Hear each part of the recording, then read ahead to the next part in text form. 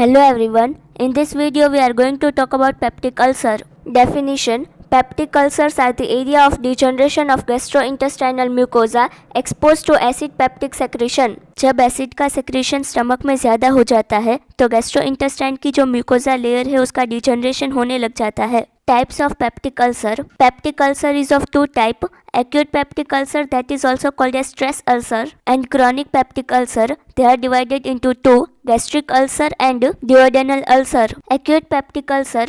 Definition: acute peptic ulcer or stress ulcer are multiple small mucosal erosion seen most commonly in the stomach but occasionally involving the duodenum. Acute peptic ulcer जो है वो stomach में देखने को मिलता है और उसमें मल्टीपल स्मॉल म्यूकोशल इरोजन देखने को मिलते हैं. It is very rare but कभी कभी duodenum में भी देखने को मिल सकता है. Etiology: first one is psychological stress की वजह से भी हो सकता है. Second one is physiological stress such as shock, severe trauma, septicemia, excessive burn, intracranial lesions, drug intake, local irritants. Pathogenesis: first one is ischemic hypoxic injury to the mucosal cells. Mucosal cells में injury होती है oxygen deficiency की वजह से. Second one is depletion of gastric mucus barrier rendering the mucosa susceptible to attack by acid peptic secretion. Gastric mucosa जो है वो stomach को प्रोटेक्ट करने का काम करती है, लेकिन फिजियोलॉजिकल स्ट्रेस की वजह से एसिड का प्रोडक्शन इंक्रीज हो जाता है तो गैस्ट्रिक म्यूकोजा का डिप्लीशन हो जाता है, जिसकी वजह से हमें एक्यूट पेप्टिक अल्सर हो सकते हैं. Morphological features of acute peptic ulcer.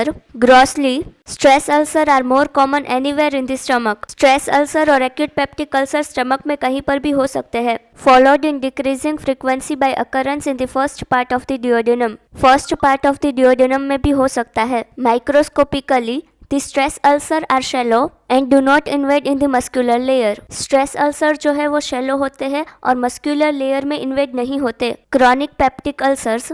Etiology of chronic peptic ulcer: H. pyloric, non-steroidal anti-inflammatory drugs, acid pepsin secretion, gastritis, nutritional deficiency, and family history. Pathogenesis of duodenal ulcer: there is generally hypersecretion of gastric acid into the fasting stomach at night, which takes place under the influence of vagal stimulation. Vagal stimulation की वजह से hypersecretion होगा gastric acid का at night fasting stomach में. Patients of duodenal ulcers have rapid emptying of the stomach so that the food which normally neutralizes the gastric acid passes down into the small intestine, leaving the duodenal mucosa exposed to the aggressive action of the gastric acid. अगर patient को duodenal ulcer है तो stomach में food ज़्यादा देर तक नहीं रहेगा. Food जो है वो डिओडेनम से स्मॉल इंटेस्टाइन में पास हो जाएगा, जिसकी वजह से एसिड का न्यूट्रलाइजेशन नहीं होगा और गैस्ट्रिक एसिड की एक्शन एग्रेसिव हो जाएगी. सिम्टम्स: एपिगैस्ट्रिक पेन होगा, burning in the upper abdomen, blotting,